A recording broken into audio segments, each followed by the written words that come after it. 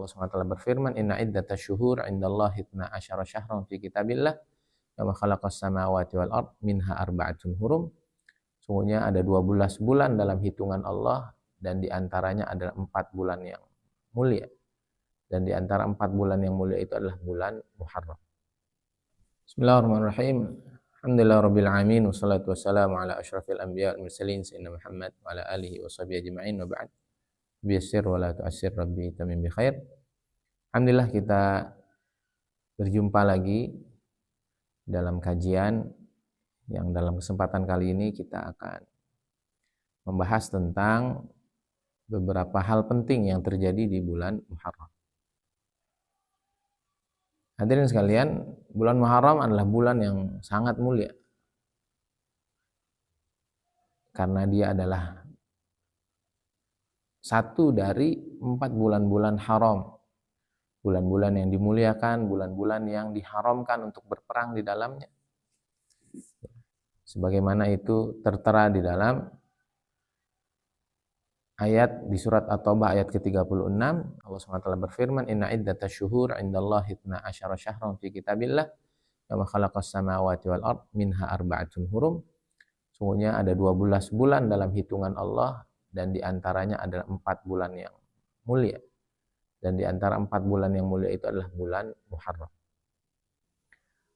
Bulan Muharram menjadi istimewa karena para ulama mengatakan dia termasuk bulan yang paling islami secara pernamaan, karena nama-nama bulan-bulan yang lain dalam tanggalan Hijriah itu adalah nama-nama Arab pada masa jahiliyah. Sementara Muharram itu adalah nama yang dirubah di dalam Islam, yang sebelumnya namanya adalah Safar Awal. Dan Safar yang akan kita masuk di bulan mendatang adalah Safar Tsani. Tapi oleh Allah Subhanahu wa taala diganti bulan Safar Awal dengan nama Muharram. Maka bulan ini begitu spesial. Bahkan dalam hadisnya Nabi SAW bersabda, "Afdhalus siyam ba'da Ramadan syahrullahil Muharram." Bahkan bulan ini dinisbatkan kepada Allah Subhanahu wa taala sendiri, disebut sebagai Syahrullah, sebagai bulan istimewanya Allah. Ada apa saja keistimewaan di bulan itu? Di antaranya yang masyhur adalah bahwa di bulan ini Allah Subhanahu wa taala memulai bulan Hijriah Islam dengan bulan Muharram. Itu tentu sangat istimewa. Kemudian termasuk juga penanggalan Hijriah itu dimulai dari hijrahnya Nabi Muhammad SAW, yang itu terjadi pada 622 Masehi. Ya. Dan bulan Muharram bukanlah masa hijrahnya Nabi SAW, tapi sejak malam 1 Muharram itu Nabi SAW sudah mengutus sebagian sahabatnya untuk berhijrah ke Madinah. Sepupu-sepupu beliau, di antara sahabat ada Sayyidina Zaid bin Thabit, Sayyidina Hamzah, Sayyidina Utsman. Mereka semua sudah diperintahkan hijrah sejak malam 1 Muharram. Dan sejak bulan Muharram ini juga Nabi SAW sudah menjalin komunikasi, memerintahkan sahabat-sahabatnya untuk berkomunikasi untuk para sahabat Ansor yang ada di Madinah. Maka Muharram dijadikan awal tahun Hijriah bukan di situ waktu Nabi SAW hijrah, karena diriwayatkan dalam beberapa riwayat Nabi SAW sampai ke Madinah itu justru di bulan Rabiul Awal. Ada yang menyatakan 12 Rabiul Awal, ada yang menyatakan 2 Rabiul Awal. Mengapa mulainya Muharram? Karena dari situlah persiapan dimulai dan sebagian orang sudah diberangkatkan. Lalu apa alasan Nabi SAW untuk hijrah ke Madinah? Karena Nabi mendengar ada konspirasi jahat untuk upaya membunuh Nabi SAW dan orang-orang terdekatnya, para sahabat, karena dianggap mengganggu stabilitas politik, stabilitas budaya yang ada di Mekah. Maka kondisi sudah sangat mencekam, sudah tidak bisa lagi diharapkan adanya perkembangan Islam, maka jalan terbaiknya adalah berhijrah. Hadirin dimuliakan oleh Allah Subhanahu wa taala. Begitulah ya sunnatullahnya. Ketika suatu kebaikan tidak bisa diupayakan di satu tempat, maka kita tidak bisa memaksakan. Cara terbaiknya adalah dengan berhijrah. Bahkan saya pernah ketemu satu orang kiai ya, yang sekarang sudah punya pesantren cukup besar, santri yang cukup banyak, kemudian penerimaan masyarakat yang luar biasa hebat. Beliau pernah dikasih satu nasihat sama seorang kiai. Ya, dia bilang apa? Kalau kamu pondoknya pengen besar, syaratnya kamu harus pernah diusir. Kalau pondok kamu pengen besar, syaratnya pernah diusir. Benar dia diusir 2 kali kalau nggak salah. Akhirnya sekarang mandiri itu Ustadz, itu kiai, dan saya kenal dekat dengan beliau. Dan beliau ingat terus itu pesannya. Itu pesannya Ustadz Yusuf Mansur sama dia. Kalau pondok kamu pengen besar, kamu harus pernah ngalamin diusir. Kamu harus pernah ngalamin hijrah. Nanti dari sana kamu akan dapat pelajaran besar. Nanti Allah terima. Jadi seperti itu, hijrah selalu memberikan hal-hal positif ya, yang tidak bisa kita dapat dari tempat-tempat yang sebelumnya kita berada. Sehingga dalam Quran surat Al-Imran Allah SWT berfirman, "Wa may yuhajir fi sabilillah yajid fil ardi muraghaman katsiran wa sa'ah." Dalam surat Ali Imran ayat yang ke-100.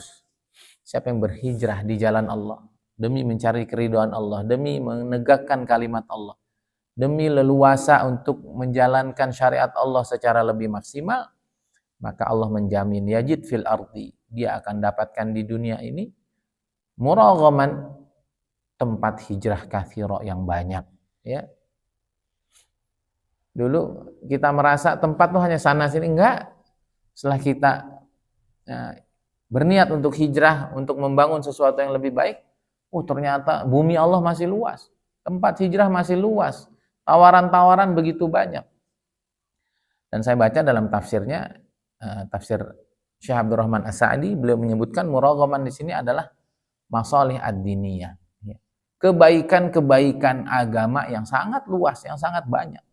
Mungkin di suatu tempat kita nggak bisa sholat tepat waktu. Mungkin di suatu tempat kita nggak bisa menjalankan sistem pendidikan, sistem dakwah, sistem ubudiyah yang maksimal. Tapi insya Allah dengan kita berhijrah, kita akan lebih leluasa untuk membangun semuanya. Jadi muraghaman katsiran di sini kata Syekh Abdurrahman As-Sa'di dalam tafsir As-Sa'dinya menyatakan bahwa itu kalau orang berhijrah maka dia akan mendapatkan maslahat-maslahat agama yang sangat luas, wasa'ah, dan keluasan rezeki secara rezeki duniawi. Berapa banyak ya orang yang dahulunya tertindas, orang yang dahulunya tidak diperhitungkan, tapi ketika dia berhijrah, ketika dia menjalani kehidupan baru di tempat yang baru, bersama orang-orang yang baru, bersama lingkungan dan masyarakat yang baru, Allah SWT berikan kemajuan-kemajuan bab agama, kemajuan-kemajuan dalam maslahat keagamaannya, ataupun maslahat keduniawiannya. Maka dalam kajian kali ini, di antara kejadian besar yang terjadi di bulan Muharram ini adalah kejadian hijrahnya Nabi Muhammad SAW, itu sebagai bentuk persiapan Nabi yang nanti puncaknya ada di bulan Rabiul Awal, dan termasuk hal besar yang terjadi di dalam bulan Muharram ini adalah Sayyidina Umar radhiyallahu taala anhu menjadikan kejadian hijrah ini sebagai tonggak awal kemajuan Islam, tonggak awal penanggalan Islam. Itu artinya Islam seakan-akan redup, Islam seakan-akan tidak berkembang, Islam seakan-akan tidak bisa mencapai puncak keemasannya tanpa adanya peristiwa hijrah. Maka hadirin oleh Allah SWT, mari ya kita jadikan bulan Muharram ini sebagai bulan hijrah kita. Tahun baru Hijriah ini menjadi tahun hijrah kita juga. Hijrah dari apa? Hijrah dari kepercayaan kepada selain Allah, kepada hanya percaya kepada Allah Subhanahu wa taala. Kita muslim, kita tidak mungkin syirik dengan syirik-syirik akbar, tapi kita mungkin ya punya kelekatan-kelekatan hati kepada hamba Allah ini, hamba Allah itu, kepada relasi sana, relasi itu, kepada makhluk ini, makhluk itu. Mari kita kosongkan semuanya, bahwa hati kita hanya untuk Allah Subhanahu wa taala, seluruh yang kita punya, seluruh perjuangan kita hanya kita dedikasikan untuk Allah Subhanahu wa taala. Kemudian yang kedua, kita berhijrah ya dari kegelapan kemaksiatan kepada cahaya ketaatan kepada Allah Subhanahu wa taala. Segala amal maksiat yang kita sembunyikan, baik antara kita dengan Allah, antara kita dengan diri kita sendiri, antara kita dengan sesama. Mari kita sudahi di bulan yang penuh barokah ini, di tahun baru Hijriah ini, kita berhijrah dari yang terbiasa dengan kemaksiatan, kita tinggalkan semuanya dan kita mendekatkan diri kepada Allah Subhanahu wa taala dengan macam-macam ketaatan yang sebelum ini mungkin berat dan belum terbiasa kita lakukan. Kemudian yang ketiga, kita berhijrah ya, dari senantiasa lupa kepada Allah kepada cahaya untuk selalu mengingat Allah Subhanahu wa taala. Ingat Allah Subhanahu wa taala setiap kita ingin ibadah. Ingat Allah Subhanahu wa taala dalam setiap perjuangan kita. Ingat kepada Allah dikala senang ataupun susah. Ingat kepada Allah dengan hafalan Quran yang Allah kasih sama kita. Ingat kepada Allah dengan dakwah yang Allah berikan. Kita ingat terus Allah Subhanahu wa taala dalam setiap sisi kehidupan kita. Semoga dengan itu kita juga berhijrah menjadi kehidupan yang lebih baik. Dan selanjutnya adalah kita berhijrah dari biasa menikmati nikmat-nikmat zahir dengan kita menikmati kenikmatan-kenikmatan Allah beri secara maknawi, secara hati, secara pemikiran, secara ketenangan batin ya, sehingga tahun ini menjadi tahun yang lebih baik dari tahun-tahun sebelumnya. Kemudian yang terakhir, kita berpindah daripada bergantung kepada makhluk kepada kita menyerahkan, kita memasrahkan segala harapan, kita menggantungkan segala harapan kita hanya kepada Allah Subhanahu wa taala, karena tidak ada sesuatu yang lebih kuat, tidak ada sesuatu yang lebih menjanjikan kecuali berpasrah dan berharapnya kita kepada Allah Subhanahu wa taala semata, karena yang lain bisa mengecewakan. Tapi kalau semuanya kita sandarkan kepada Allah, harapan kita kepada Allah, walaupun kita dalam kondisi di bawah, walaupun kita dalam kondisi rugi, insya Allah Allah Subhanahu wa taala akan tetap memberikan yang terbaik, keberkahan, kemudahan, jalan-jalan keberlimpahan di masa-masa mendatang kita. Itu menjadi sesi ke-1 dalam kejadian yang mulia yang terjadi di bulan Muharram. Semoga bermanfaat. Intinya adalah bulan ini adalah bulan hijrah.